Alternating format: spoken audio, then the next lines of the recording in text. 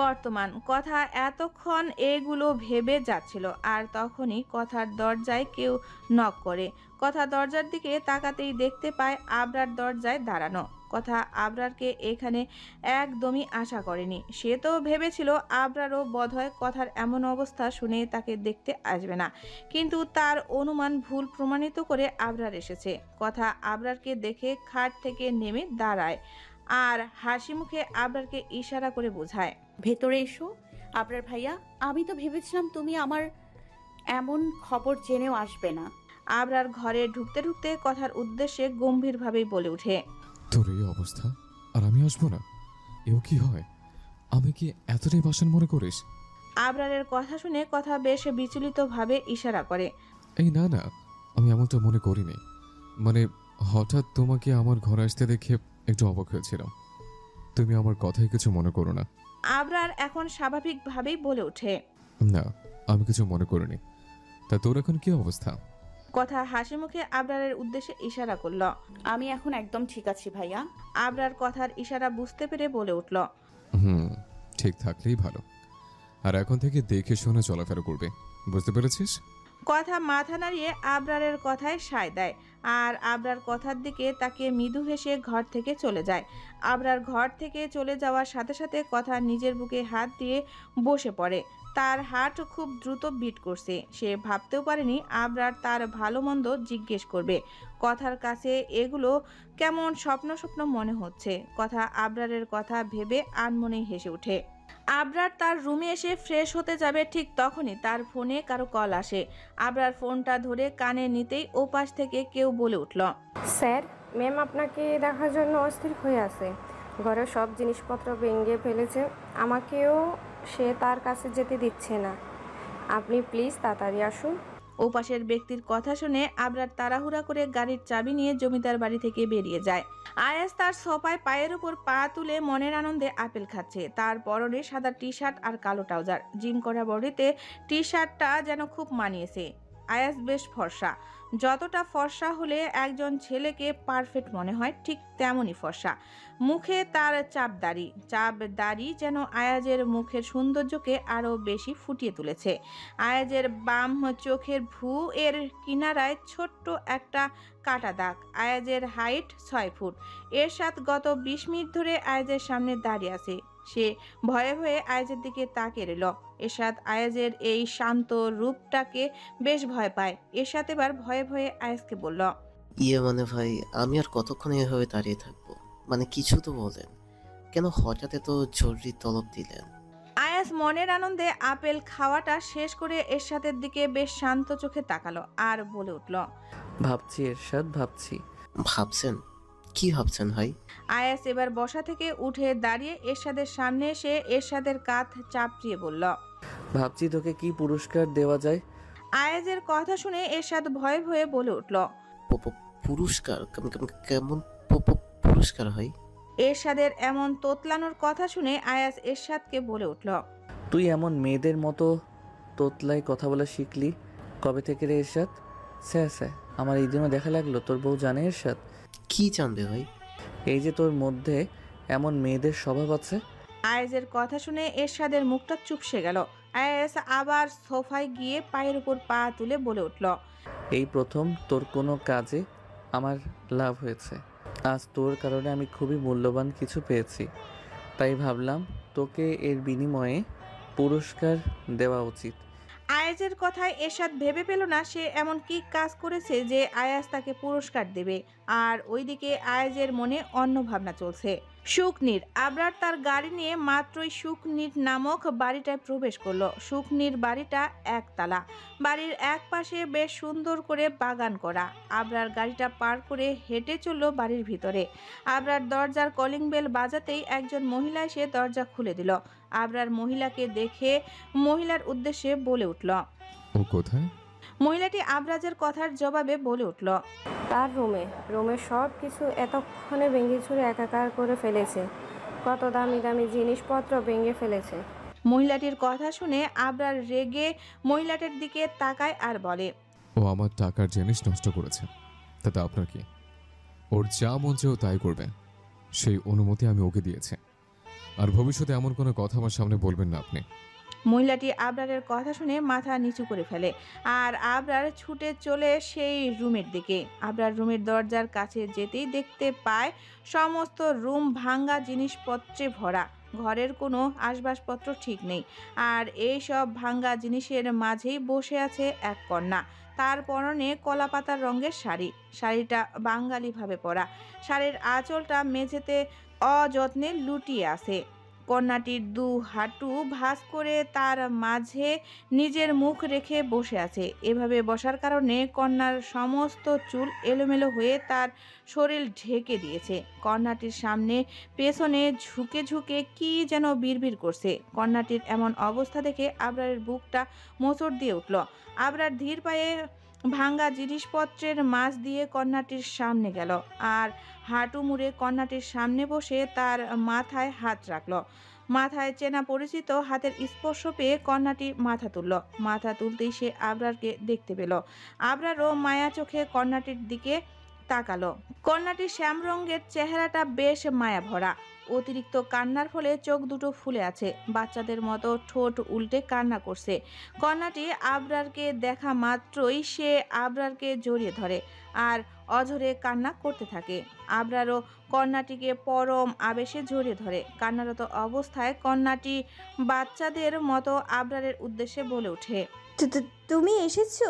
জানো জানো আজকেও না ওরা আমার কাছে এসেছিল। জানো ওরা আমাকে আবারও একইভাবে স্পর্শ করেছে। আমি ওদের কাছে কত মিনতি করেছিলাম, কিন্তু কিন্তু ওরা আমার কোনো কথাই শুনলো না। তুমি আগে কেন আসলে না জমিদার সাহেব? আমি কতবার তোমার নাম ধরে ডেকেছিলাম জানো? কেন আসলে না তুমি? কেন তুমি জানো না ওরা আমাকে কত ব্যথা দিয়েছে?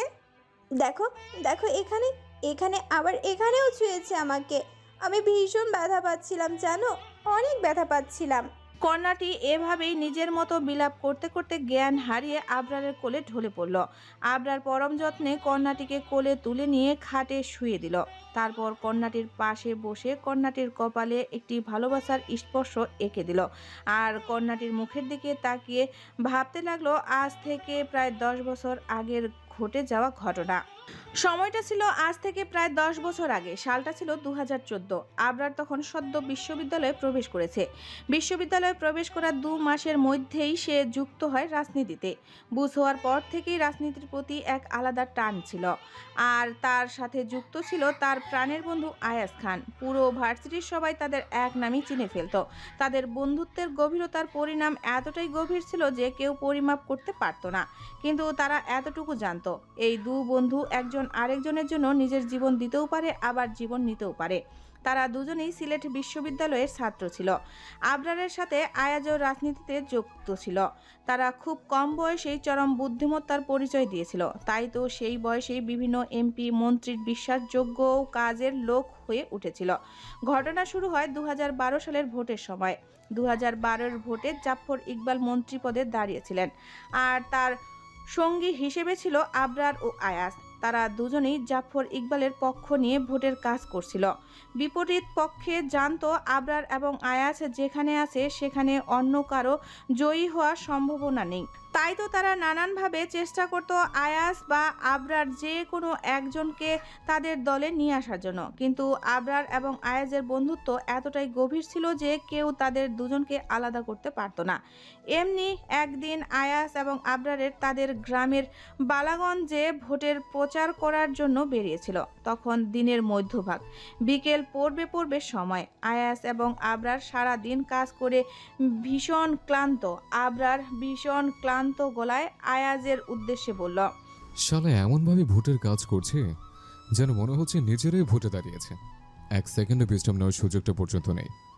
আয়াজ ও আবরারের কথা শুনে সায় জানিয়ে বলে উঠল, ঠিক বলেছিস, শালা বয়সটা কম দেখে ভোটে দাঁড়াতে পারলাম না। না হলে যেই খাটা অন্যের জন্য খাটছি সেই খাটা নিজেদের জন্য খাটলে দেখতি একসময় দেশের প্রধানমন্ত্রী হয়ে যেতাম। আবরার আয়াজের কথা শুনে উচ্চস্বরে হেসে উঠল। চুপ থাক শালা, এত হাসিস না। রোদের যে তাপ, মনে হচ্ছে এখনো চালিয়ে দিব। এখনো অনেক কাজ পড়ে আছে, কিন্তু তার আগে যদি একটু না জিরোই তাহলে মাঝপথে পটল তুলতে হবে। ঠিক বলেছিস, রোদের তেজে আর দাঁড়ানো যাচ্ছে না। আশেপাশে তো সব মাঠ, এখানে জিরোবো কোথায়? আয়াস আবরারের কথায় আশেপাশে তাকে একটু বিশ্রামের জায়গা খোঁজ করছিল। আর তখনই তার চোখে পড়ে তাদের থেকে অল্প দূরত্বে দাঁড়িয়ে থাকা আম গাছটার দিকে, যার পাতা এবং বিশালতা দিয়ে ছায়া দিয়েছে বেশ কিছু জায়গা জুড়ে। ওই দেখ, একটা আমি গাছ। আয়, ওই গাছের নিচে কতক্ষণ বসি। হ্যাঁ চল। আবরার আর আয়াস দুজনেই আম গাছটার সামনে গিয়ে আম গাছের ছায়ার তলে বসলো। তারা দুজনে সেখানে বসে রাজনীতির বিষয়ে আলোচনা করছিল। তারা তাদের আলোচনায় এতটাই মগ্ন হয়েছিল যে আশেপাশে কিছু খেয়াল তাদের মাঝে ছিল না। হঠাৎ করে একটা ছোট্ট ইটের টুকরো আয়াজের কপালে এসে বাড়ি খায়। আয়াজ তাৎক্ষণিক তার কপাল ধরে হালকা আর্তনাদ করে ওঠে। আবরার আয়াজের আর্তনাদ শুনে তার দিকে তাকায়, দেখলো আয়াজের কপাল হালকা কেটে গিয়েছে। আবরার তো নিজের বন্ধুর এমন অবস্থা দেখে বেশ রেগে যায়। রেগে এদিকে ওদিকে তাকিয়ে দেখতে পেল একটা মেয়ে। বয়স তার কত আর হবে, 15-16। মেয়েটা একটা খয়েরি রঙের শাড়ি পরে আছে। শাড়ির আঁচলটা মোটা করে পেটে বাঁধা। সাধারণত গ্রামের মেয়েরা যেভাবে শাড়ি পরে, চুলগুলো দুটো কলা বেনি করা, পায়ে কোনো জুতা নেই, হাতে তার গুলতি। হয়তো এই গুলতি দিয়ে আয়াসকে মেরেছে। আবরার হন্তদন্ত হয়ে মেয়েটার দিকে অগ্রসর হয়। আবরারকে এভাবে সামনে চলে যেতে দেখে আয়াস সামনের দিকে তাকায় আর দেখতে পায় তাদের অল্প কিছু দূরে একটা মেয়ে দাঁড়িয়ে আছে আর তার হাতে গুলতি। হয়তো এটা দিয়েই আয়াসকে মেরেছে। আবরারকে এভাবে যেতে দেখে আয়াস বুঝতে পারলো তার বন্ধু রেগে আছে। এখনই তাকে সামাল না দিলে না জানি মেয়েটাকে কি করে। আবরারকে এভাবে আসতে মেয়েটি বেশ ভয় পেয়ে যায়। মেয়ের সাথে থাকা ছোট ছোট বাচ্চারা দৌড়ে সেখান থেকে পালিয়ে যায়। মেয়েটু বাচ্চাগুলোর সাথে দৌড় দিতে নেয়। ঠিক তখনই আবরাজ গম্ভীর স্বরে মেয়েটির উদ্দেশ্যে বলে ওঠে, এই মেয়ে দাঁড়াও, দাঁড়াও বলছি। আমার বন্ধুকে মেরে এখন কোথায় পালানো হচ্ছে? আবরারের কথায় কিছু একটা ছিল, যার ফলে মেয়েটি নিজের কাঁপা কাঁপা শরীর নিয়ে সেখানেই দাঁড়িয়ে যায়। আবরার মেয়েটির সামনে এসে কিছু কড়া বাক্য বলতে নিবে তার আগে আয়াস দ্রুত এক হাত দিয়ে আবরারের বাহু ধরে থামিয়ে দেয়। আরেকটা হাত তার কপালে কাটা স্থানে ছিল। মেয়েটি আবরারের এমন রাগী চেহারা দেখতে পারে না, তো সেখানেই কেঁদে দেয়। আয়াস মেয়েটির এমন অবস্থা বুঝতে পারে। মেয়েটি কাঁপা কাঁপা গলায় আয়াজের উদ্দেশ্যে বলে ওঠে, ভাইয়া, আসলে আমি ইচ্ছে করে আপনাকে মারিনি। আসলে আমি আর আমার বিচ্ছু বাহিনী না, মানে আমার বন্ধুরা মিলে ওই আম গাছে ঢিল মেরে শুধু আম পাড়তে চেয়েছিলাম। কিন্তু বিশ্বাস করেন, আমি বুঝতে পারিনি ঢিলটা আমের বোটায় না লেগে আপনার কপালে লাগবে। ভয়ে ভয়ে কথাটি বলে মেয়েটি মাথা নিচু করে ফেলে। আয়াস বুঝতে পারে মেয়েটি ভয় পেয়েছে, তাই আয়াস মেয়েটির অভয় দিয়ে বলে ওঠে, থাক, কোনো ব্যাপার না, আমি বুঝতে পেরেছি তুমি ইচ্ছে করে আমাকে মারোনি। আবরার এতক্ষণ রাগ নিয়ে দাঁড়িয়েছিল, কিন্তু এখন আয়াজের এমন কথায় রাগটা যেন আরো বেড়ে গেল। ইচ্ছে করে মারেনি মানে? এই মেয়েটি ইচ্ছে করে না মারলে তোর কপালে ঠিক এই জায়গায় কিভাবে লাগলো? আয়াজ, মেয়েদের প্রতি এত দয়া মায়া দেখানো বন্ধ কর। মেয়েটির দিকে তাকে আঙ্গুল উঁচু করে। হ্যাঁ মেয়ে, জানো আমি কে? আমি জমিদার বাড়ির বড় ছেলে, বুঝতে পারছো? আমি এখন চাইলে তোমার কি করতে পারি? তোমার কত বড় সাহস তুমি আমার বন্ধুর শরীর থেকে রক্ত ঝরালে? আয়াস অবাক হয়ে আবরারের দিকে তাকিয়ে আছে। কথায় রক্ত ঝরালো তার কপাল দিয়ে। হ্যাঁ, তার কপাল কেটেছে, কিন্তু শুধু একদমই অল্প রক্ত বের হয়েছে, আর এতেই ছেলেটা এমন করছে। আর ওইদিকে মেয়েটা আবরারের এমন ধমকি ভরা কথা শুনে ভ্যা ভ্যা করে কান্না করে দেয়। মেয়েটার কান্না করা দেখে আয়াস ও আবরার দুজনেই থতমত খেয়ে যায়। তারা ভাবতেও পারেনি মেয়েটা এভাবে কান্না করবে। মেয়েটি কান্না করতে করতে বলে ওঠে, বিশ্বাস করুন, আমি ইচ্ছে করে এমন করিনি। আমি জানতাম না আপনারা জমিদার বাড়ির ছেলে। দয়া করে আমাকে কোনো শাস্তি দিবেন না। মামি জানতে পারলে আমাকে খুব মারবে। দয়া করে আমাকে ক্ষমা করে দিন। মেয়েটির এমন কান্না দেখে আয়াজের ভীষণ মায়া লাগলো, তাই সে আবরারের উদ্দেশ্যে বলে উঠল, মেয়েটাকে ছেড়ে দে ভাই, বাচ্চা মানুষ না বুঝে ভুল করে ফেলেছে, আর আমারও তেমন কোনো ক্ষতি হয়নি। মেয়েটার কান্না দেখে কেন জানি আবরারের মন গলে গেল। আবার আয়াজও তাকে মেয়েটাকে ছেড়ে দিতে বলল, তাই সেও ভাবলো মেয়েটাকে ছেড়ে দিবে, কিন্তু এভাবে চলে গেলে তো হবে না, তাই গম্ভীরভাবে বলে উঠল, ঠিক আছে, তুই যখন বলছিস তাহলে ছেড়ে দিলাম। আর তুমি ভবিষ্যতে যদি এমন কিছু করেছ তাহলে তোমাকে এমন শাস্তি দেব যা সারা জীবন মনে রাখবো, বুঝছো? মেয়েটার নাক টেনে মাথা নাড়িয়ে আবরারের কথায় সায় দিল। আয়াজের কিছু মনে হতেই মেয়েটাকে জিজ্ঞেস করলো। তা তোমার নাম কি? মেয়েটা সাবলীন ভাবেই বলল। আমার নাম আফসানা মিমি নূপুর, সবাই আমাকে নূপুর বলেই ডাকে। আয়াজ এবার হাসি মুখে বলে উঠল। তা নূপুর, তুমি বললে তুমি আম নিতে এখানে এসেছিলে, তা আম না নিয়েই চলে যাবে? নূপুর বাচ্চাদের মতো বলে উঠল। কিভাবে নিব ভাইয়া, কত উঁচু গাছে আম ঝুলে আছে, আমি তো এত উঁচু থেকে আম নিতে পারবো না। আমি গাছে উঠেই আম নিতাম, কিন্তু একটু আয়াস ও আবরারের দিকে ঝুঁকে ফিসফিস করে বাচ্চাদের মতো করে। জানেন, মামি জানতে পারলে আমাকে ঠাস ঠাস করে মারবে। নূপুরের এমন কথা শুনে আয়াস একটু উচ্চস্বরে হেসে উঠল। আবরারও নূপুরের কথা শুনে না হেসে পারল না, সেও মৃদু হেসে উঠল। আয়াস হাসতে হাসতে বলে উঠল। আচ্ছা ঠিক আছে, তোমার গাছে উঠতে হবে না। তুমি এক কাজ করো, তুমি গাছের নিচে দাঁড়াও, আমি তোমাকে আম পেড়ে দিচ্ছি। আয়াজের কথা শুনে নূপুর দু হাতে তালি দিয়ে লাফিয়ে উঠল। সত্যি ভাইয়া, আপনি আমাকে আম পেড়ে দিবেন? কি মজা, কি মজা। আয়াস এবং আবরার নূপুরের এমন ব্যবহার দেখে বুঝতে পারল নূপুর বয়সের তুলনায় বড় হয়নি, তার স্বভাব বাচ্চাদের মতোই রয়েছে। আয়াস নূপুরকে গাছের নিচে দাঁড় করিয়ে নিজে গাছে উঠে নূপুরকে বেশ কয়েকটা আম পেড়ে দিল। আর আবরার এক কোনায় দাঁড়িয়ে নূপুরের হাসি মুখের দিকে তাকিয়ে রইল। আবরার জানে না সে কেন এই মেয়েটার দিকে তাকিয়ে আছে, শুধু এতটুকুই বুঝতে পারছে যে নূপুরের এই বাচ্চামো তার কাছে ভালো লাগছে। আয়াস আম পেড়ে নূপুরের হাতে দিল, আর নূপুর হাসি মুখে আয়াজের উদ্দেশ্যে বলে উঠল। আপনি অনেক ভালো ভাইয়া, আপনাকে অনেকগুলো ধন্যবাদ। আয়াজও হাসি মুখে শুধালো। না না, ধন্যবাদ দিতে হবে না।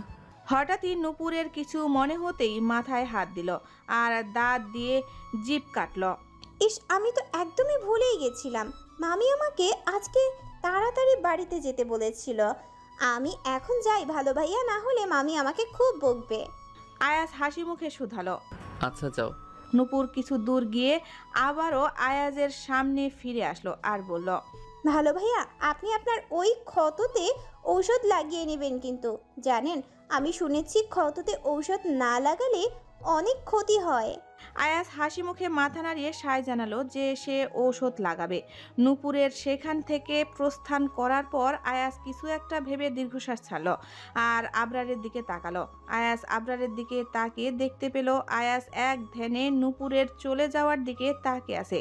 আবরারের এভাবে তাকিয়ে থাকায় আয়াজ ভ্রু কুঁচকে আবরারের দিকে তাকালো আর আবরারের কাঁধ ঝাঁকিয়ে বলে উঠল। কিরে শালা, কোন ধ্যানে পড়লি আবার? তাড়াতাড়ি চল, এখন অনেক কাজ বাকি আছে। এই বলে আয়াজ সামনের দিকে হাঁটা ধরল। আবরার সামনের দিকে তাকাতেই কিছু একটা ভেবে দীর্ঘশ্বাস ছাড়ল আর আয়াজের পেছনে যেতে লাগলো। বর্তমান আবরার নূপুরের দিকে তাকিয়ে তাদের সেই প্রথম দেখার কথা ভাবছিল। হ্যাঁ, মেয়েটা নূপুর। আবরারের ধ্যান ভাঙলো তার ফোনের আওয়াজে। আবরার নূপুরের ধরে রাখা হাতটা ছেড়ে ফোন ধরল। ফোন ধরতেই ওপাশ থেকে আবরারের ডান হাত মোর্শেদ বলে উঠল।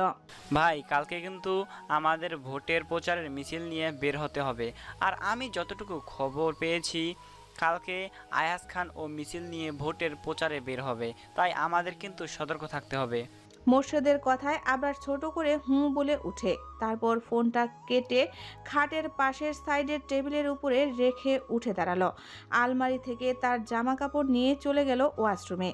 আবরার ওয়াশরুম থেকে ফ্রেশ হয়ে রুমের দিকে তাকিয়ে একটা দীর্ঘশ্বাস ছাড়ল আর ধীর পায়ে নূপুরের পাশে গিয়ে শুয়ে পড়ল।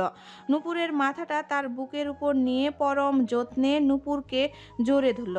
না, এই ছোঁয়ায় কোনো অপবিত্রতা নেই, এই ছোঁয়াটি পবিত্র। সে যে তার নূপুরকে হালালভাবে ছোঁয়ার অধিকার সেই 10 বছর আগেই পেয়েছে। সকাল 10টা। আয়াজ তার রুমের ড্রেসিং টেবিলের সামনে দাঁড়িয়ে তৈরি হচ্ছে। পরনে তার সব সময়ের মতো সাদা পাঞ্জাবি পায়জামা, পাঞ্জাবির উপর কালো মুজিব কোট, হাতে তার রিচার্ড মাইল নামক দামি ঘড়ি, চুলগুলো ব্রাশ করা। আয়াজের চুলগুলো সিল্কি, চুলগুলো সুন্দর করে সেট করা, গায়ে ক্যাট অ্যাডভেঞ্চার নামক সুগন্ধির ঘ্রাণ, পায়ে কালো জুতা, সব ঠিক আছে, কিন্তু আয়াজের চোখগুলো কেমন ফুলে লাল হয়ে আছে। কাল সারা রাত সে ঠিকমতো ঘুমাতে পারেনি। আয়াজ আয়নার দিকে চোখ রেখে নিজেকে পরোক্ষ করে বলে উঠল, উফ, আজকে কি হ্যান্ডসাম লাগছে আমাকে, কিন্তু এই চোখগুলোকে দেখো কেমন ডোপার মতো ফুলে আছে। সব হয়েছে ওই মেয়েটার জন্য। কালকে সারা রাত আমার ঘুম কেড়ে নিয়েছে। যখন ঘুমানোর জন্য চোখ বন্ধ করব ঠিক তখনই চোখে ওই মেয়েটার রাগী মুখটা ভেসে আসে। মানে কি পরিমাণ বজ্জাত মহিলা হলে আমাকে শান্তিতে ঘুমাতেও দেয় না। ভাব আয়াজ, ভাব, এইভাবে ফোলা চোখ নিয়ে তুই যদি ভোট প্রচারে বের হোস, তাহলে জনগণ তো তোকে তোর এই ফোলা লাল চোখের জন্য নেশাখোর বলবে। তখন তোর ভোট গিয়ে ওই শালার আবরারকে দিয়ে দিবে। কি যে করি। আয়াস এভাবে বিড়বিড় করতে করতে হঠাৎই তার মাথায় একটা বুদ্ধি আসলো। সে তার ড্রেসিং টেবিল থেকে পছন্দের গুচি ব্র্যান্ডের কালো সানগ্লাসটা চোখে দিল। সানগ্লাসটা চোখে দিয়ে আয়াস আবারও একবার আয়নার দিকে তাকিয়ে নিজেকে পরোক্ষ করে নিল আর মনে মনে বলে উঠল, উফ আয়াস, তোকে এত হ্যান্ডসাম হতে কে বলেছে? মাশাল্লাহ, যা লাগছে না। ইস, নিজেরই যেন নিজের নজর না লেগে যায়। এই বলে আয়াস নিজেকে আয়নায় আরেকবার পরোক্ষ করে বেরিয়ে গেল ঘর থেকে। আজ তার ভীষণ কাজ। ভোট চাই ভোটারের, দোয়া চাই সকলের, আমার ভাই তোমার ভাই, আয়েজ ভাই আয়েজ ভাই। এভাবে মিছিলের স্লোগান দিতে দিতে আয়েজের সকল ছেলেপেলে রাস্তায় মিছিল নামিয়েছে। আর আয়েজ খোলা জিপে দাঁড়িয়ে সকলের উদ্দেশ্যে হাত নাড়াচ্ছে। আয়েজের মুখ বেশ গম্ভীরতা এবং আত্মনির্ভরশীলতা ভর করে আছে। এমন একজন প্রফেশনাল রাজনীতিবিদ। আয়াজের চোখে কালো সানগ্লাস। অন্যদিকে রাস্তার অন্য পাশে আবরারের ছেলেরা আবরারের নামে মিছিল নিয়ে নেমেছে। আবরারও খোলা একটি জিপ গাড়িতে দাঁড়িয়ে সকলের উদ্দেশ্যে হাত নাড়াচ্ছে। এমনই সময় আয়াস এবং আবরারের গাড়ি রাস্তার দুপাশে পাশাপাশি। ঠিক সেই সময় আবরার এবং আয়াস দুজন দুজনের দিকে তাকায়। আবরারের চোখে আয়াজের জন্য একরাশ ঘৃণা। সে গম্ভীর চোখে আয়াজের দিকে তাকিয়ে আছে। আর আয়াস বাঁকা হেসে আবরারের দিকে তাকিয়ে আছে। আয়াজের হাসিটা আবরারের সহ্য হচ্ছিল না। আবরারের মুখ এক রাশ গম্ভীরতা এবং আয়াজের মুখে বাঁকা হাসি, যেন চোখ দিয়ে দুজন দুজনের সাথে লেড়ে যাচ্ছে। 4 দিন পর আজ আহানের গায়ে হলুদ। সকাল থেকে জমিদার বাড়ির প্রতিটি সদস্য বেশ ব্যস্ত সময় পার করছে। কথা বৃষ্টি সহ বাড়ির সকল ছোটরাও একসাথে কাজ করে যাচ্ছে। জমিদার বাড়ির ছেলের বিয়ে বলে কথা। জমিদার বাড়িটি রং বেরঙের নানান ফুল মরিচবাতি দিয়ে খুব সুন্দর করে সেজে উঠেছে। এখন সন্ধ্যা 6টা। এখন থেকেই জমিদার বাড়িতে অনেক বড় মাপের মানুষদের আনাগোনা শুরু হয়েছে। জমিদার বাড়ির কর্তারা সকল মেহমানদের আপ্যায়নে ব্যস্ত। জাফর আলী খান তার নাতির বিয়েতে কোনো কমতি রাখেননি। বাড়ির গিন্নিদের বাবার বাড়ি থেকেও লোকজন এসেছে। কথা সবেমাত্র ফ্রেশ হয়ে তার রুমে প্রবেশ করলো।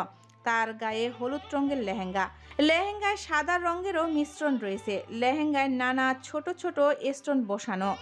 লেহেঙ্গায় খুব সূক্ষ্মভাবে কারুকাজ করা। সব মিলিয়ে লেহেঙ্গাটা বেশ সুন্দর। কথার ফর্সা গায়ে হলুদ সাদা মিশ্রণের লেহেঙ্গাটা যেন ফুটে উঠেছে। কথার ঘন কালো চুলগুলো মাঝে সিথি করে সামনে কিছু চুলগুলো নিয়ে পেছনে বেঁধে রেখেছে। কানে হলুদ রঙের মাঝারি আকারের ঝুমকো, গলার ঝুমকোর সাথে ম্যাচিং নেকলেস, 2 হাত ভর্তি সাদা হলুদ মিশ্রণের কাচের চুড়ি, পায়ে আবরারের দেওয়া পায়েল এবং হালকা হিল যুক্ত জুতা। ওড়নাটা এক সাইডে ফেলে রেখেছে। চোখে আইলাইনার, মুখে ফেস পাউডার, ঠোঁটে লাল রঙের লিপস্টিক। কথা বৃষ্টি মাহিবা আগেই ঠিক করে রেখেছিল তারা একই রঙের জামা পরবে, সাথে একই রকম ভাবে সাজবে। কথা আয়নার সামনে দাঁড়িয়ে তৈরি হচ্ছিল, ঠিক তখনই কেউ কথার দরজায় নক করে। কথা আয়নায় একবার তাকে পরোক্ষ করে চলে যায় দরজা খুলতে। কথা দরজা খুলতেই দেখতে পায় আবরার দাঁড়িয়ে আছে। তার পরনে হলুদ পাঞ্জাবি, সাদা পায়জামা, পাঞ্জাবির উপর হলুদ কোটি। আহানের বিয়েতে সকল ছেলেরা একই রকম সেজেছে। আবরার 2 হাত পেছনে একসাথে রেখে সোজা হয়ে দাঁড়িয়ে আছে। কথা অবাক হয়ে আবরারের দিকে তাকিয়ে আছে। সে ভাবতেও পারেনি আবরার এখানে আসবে। আমাকে এখানে দাঁড় করিয়ে রাখবে নাকি ভেতর আসতে দেবে? আবরারের গম্ভীর কণ্ঠ কথার কানে পৌঁছানোর সাথে সাথে সে দরজা থেকে সরে দাঁড়ায় আর আবরার কথার ঘরের মধ্যে প্রবেশ করে। আবরার এই কদিন ভোটের প্রচারের কাজে বেশ ব্যস্ত ছিল, তাই তো কথা এই কয়দিন আবরারের দেখা পায়নি। আজ এতদিন পর আবরারের দেখা পেয়ে কথার মনটা নেচে যাচ্ছে। কথা গিয়ে আবরারের থেকে কিছুটা দূরে গিয়ে দাঁড়ায়। কথা? ইশকি ডাক, আবরারের নত নরম কণ্ঠের ডাক। কথায় অবাক হয়, আবরারের দিকে তাকায়। আবরার মুচকি হেসে কথার দিকে এগিয়ে আসে। আবরারকে এভাবে নিজের দিকে এগোতে দেখে কথা থতমত খেয়ে যায়। আবরার যতই কথার দিকে এগোচ্ছে ততই কথার হার্টবিট বেড়ে চলছে। আবরার কথার ঠিক পেছনে গিয়ে দাঁড়ায়। কথা নিজের কাঁপা কাঁপা শরীর নিয়ে মাথা নিচু করে থাকে। হঠাৎই কথা অনুভব করে আবরার তার চুলে কিছু একটা লাগিয়ে দিচ্ছে। কথা আবরারের স্পর্শ পেয়ে কিছুটা নড়ে ওঠে। তখনই আবরার নরম গলায় বলে ওঠে, হুম, নড়িস না, আমাকে আমার কাজটা করতে দে। ব্যাস, আবরারের এতটুকু কথায় কথা স্থির হয়ে দাঁড়িয়ে যায়। আবরার নিজের কাজ শেষ করে কথার সামনে এসে তার ডান হাত ধরে আয়নার সামনে নিয়ে এসে দাঁড় করায় আর কথার পেছনে দাঁড়িয়ে কথাকে বলে ওঠে, এবার দেখ তো কেমন দেখাচ্ছে, এখন তোর সাজ পরিপূর্ণ লাগছে। আবরারের কথা শুনে কথা আয়নার দিকে তাকিয়ে দেখতে পায় তার চুলের পিছনে ক্লিপ দিয়ে বেলি ফুলের মালা গাঁথা। কথা একবার বেলি ফুলের দিকে আরেকবার আবরারের দিকে তাকায়। আবরার হাসি মুখে বলে ওঠে, মাশাআল্লাহ, তোকে অনেক সুন্দর লাগছে, কারণ অছর যেন না লাগে। আচ্ছা, আমি এখন যাই, নিচে অনেক কাজ বাকি, তুই তৈরি হয়ে নিচে আসিস। এই বলে আবরার আর এক মুহূর্ত সেখানে দাঁড়ায় না। আবরার কথার রুম থেকে বের হতে নিবে ঠিক তখনই দেখতে পায় আরিয়ান দাঁড়িয়ে, তার হাতে গাজরা। আরিয়ানের চোখে মুখে কেমন কঠোরতা। আরিয়ানের এমন চেহারা দেখে আবরার মনে মনে হাসলো। সে জানতো আরিয়ান কথার জন্য গাজরা নিয়ে এসেছে, তাই তো সে আরিয়ানের আগেই কথার রুমে গিয়েছে। আবরার বাঁকা হেসে সেখান থেকে চলে গেল। আরিয়ান এবার মলিন মুখে তার হাতের গাজরার দিকে তাকালো, আর একবার কথার দিকে তাকালো। কথা আবরারের দেওয়া মালাটা হাতে নিয়ে নাড়িয়ে দেখছে আর আপন মনে হাসছে। আরিয়ান এমন দৃশ্য দেখে সেখানে আর দাঁড়িয়ে থাকতে পারল না। তার হাতে থাকা গাজরাটা পাঞ্জাবির পকেটে ঢুকিয়ে বাহিরের উদ্দেশ্যে পা বাড়ায়। রাত 10টা। আহানের গায়ে হলুদের অনুষ্ঠান কিছুক্ষণ আগে শেষ হয়েছে। কথা বেশ ক্লান্ত, তাই ঘরে এসে প্রথমে ফ্রেশ হতে চলে গেল। ফ্রেশ হয়ে ঘরে এসে ভেজা টাওয়ালটা নিয়ে বারান্দায় চলে যায়। বারান্দার রশিতে ভেজা টাওয়ালটা মেলে দিয়ে বারান্দার রেলিং ধরে দূর সীমানায় তাকিয়ে রয়। আজ তারা কাজের মহল মিলে বেশ আনন্দ করেছে। শেষ পর্যন্ত তারা আহানকে হলুদ দিয়ে ভূত বানিয়ে দিয়েছিল, কিন্তু অনুষ্ঠানে আসা কিছু আত্মীয় স্বজন কথাকে কটু কথা বলতেও ছাড়েনি। কথা সেই সব কথা শুনেও মুখে মিথ্যা হাসি ঝুলিয়ে রেখেছিল, কারণ যেখানে তার পরিবারের মানুষই তাকে রেহাই দেয় না, সেখানে বাহিরের মানুষজন আর কি। এইসবের মধ্যেও কথা দুটো জিনিস নিয়ে গভীরভাবে ভাবতে থাকে।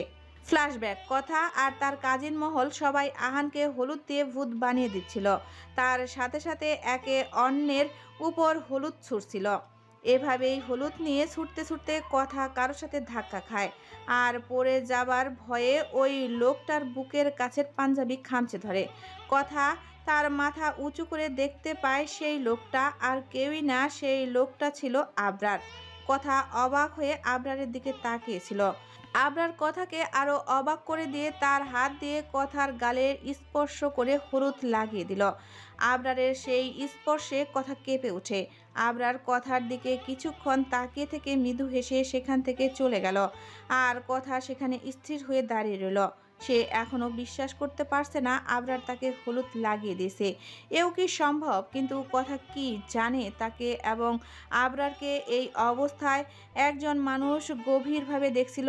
আরিয়ান দূর থেকে কথা এবং আবরারের এই দৃশ্যটা দেখছিল। সে আর সেখানে দাঁড়িয়ে থাকার শক্তি পেল না, তাই সে দ্রুত সেখান থেকে চলে গেল। বর্তমান কথা নিজের বারান্দায় দাঁড়িয়ে এগুলো ভেবে যাচ্ছিল। তখনই তার মাথায় আরেকটা ভাবনা আসে। আজ পুরো হলুদের সময় আরিয়ানের সাথে একবারও ওর কথা হয়নি। কথা হবে কি করে? সে আরিয়ানকে সেভাবে দেখতেই পায়নি। কথা খেয়াল করেছে আরিয়ান কয়েকদিন ধরেই কেমন অন্যমনস্ক হয়ে আছে। কথা ভাবলো এই নিয়ে আরিয়ানের সাথে তার কথা বলার দরকার, তাই সে আরিয়ানের রুমের দিকে অগ্রসর হলো। অন্যদিকে আয়াস নিজের রুমের বারান্দায় সোফায় বসেছিল। শুধু বসেছিল বলতে ভুল হবে, এক ধ্যানে আকাশের দিকে তাকিয়েছিল আর কিছু একটা ভেবে যাচ্ছিল। এই নিষ্ঠুর দুনিয়ায় নিজের আপন বলতে শুধুমাত্র আমি নিজেই আছি। এক ছন্নছাড়া জীবনের স্রোতে ভেসে যাচ্ছি। আচ্ছা, আমার জীবনটা কি এমন হওয়ার কথা ছিল? নিজের বাবা থাকতেও কোনোদিন তাকে বাবা বলে ডাকতে পারলাম না। নিজের মা ও আমার জন্মের সময় আমাকে ছেড়ে না ফেরার দেশে চলে গেল। আর যেই দাদু আমার মায়ের পরের স্থানে ছিল, সেও আমাকে ছেড়ে চলে গেল না ফেরার দেশে।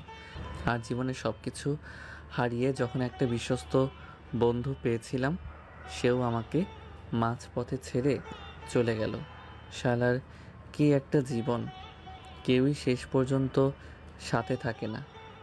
ছ্যা, কিন্তু তারা কি ভেবেছে তারা না থাকলে আয়াজ খান নিঃশেষ হয়ে যাবে, অচল হয়ে যাবে? হুম, একটুও না। আয়াজ খান এত সহজে ভাঙে না। কিছুক্ষণ থেমে